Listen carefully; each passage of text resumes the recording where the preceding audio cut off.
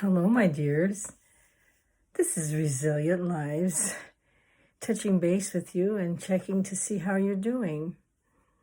It's Tuesday, and we're just wanting to follow up on all of the happenings in your life. All is well here. It's birthday month, and so celebrations are continuing to go on. And we've got a lot to celebrate, a lot to celebrate. How about you? I mean, it's November and we are getting close to Thanksgiving, and lots of thoughts about the holidays are happening and where will we be, what will we be doing, how will we celebrate it with the surging pandemic.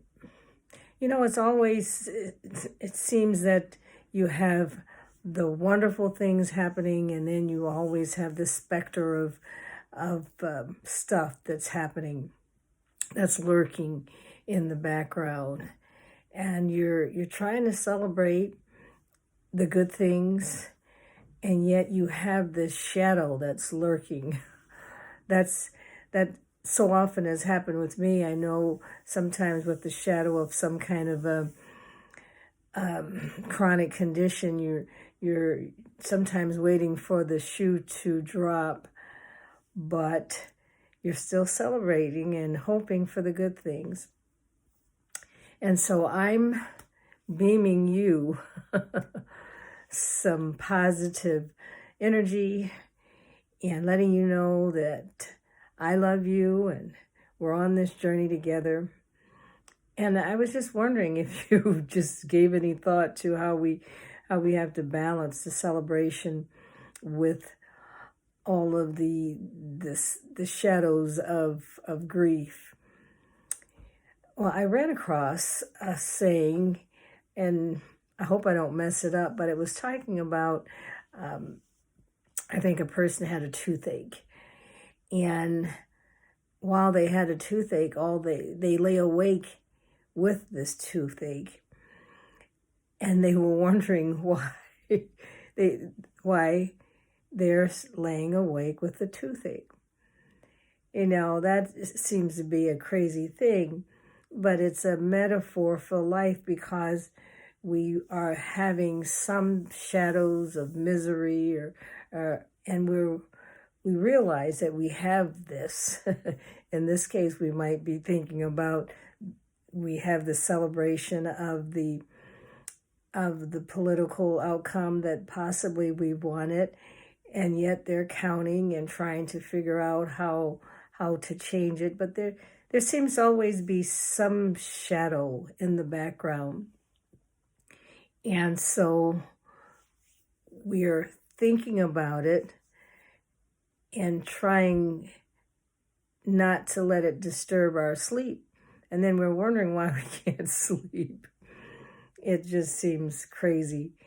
But that's generally the way life is. You'll have something good to be excited about, yet you'll be waiting for the other shoe to drop, and you can't figure out, well, how come I can't sleep? So we're going to have to figure that one out, and figure out how to celebrate, and I want to say kind of ignore the fact that it's challenging, just to keep reflecting on that grief or that misery or that thing in the background. And so, as with anything else in life, it seems like we have this pandemic, and we want to travel, and now there's been some 90% chance that they might have a vaccination, and we're getting excited, but most likely we won't be able to receive it until next year. And there's still questions. Will we be able to go visit our family? Will we take it? Should we take it? How will we feel? we're just turning into worry warts. And so this whole little blurb is just to think about what we're reflecting on while we are thinking about celebrating, which is to intentionally bring joy into our lives and celebrate the joys. And, we saw dancing in the street, and there's songs about celebration. And it's something about celebrations that stirs up those joy hormones, and you just want more and more and more good things to happen. So I would just encourage you. This is just a short encouragement would be just to kind of continue to feed that joy and celebrate all of the wonderful things that are happening in your life. Just imagine if you took the time to make a list of all the good things that have happened to you. You'd be surprised. For some reason, I think it's the things that the negative things, or the behaviors, the screaming behaviors, or those things that get your attention, and we focus on those. But if we made a list of all the things that we could be celebrating, those are the things that bring us joy. And so let's consider those things during these crazy, unsettling times. Let's look at all the things that we have to celebrate the joys, and know that we're loved, and continue to thrive.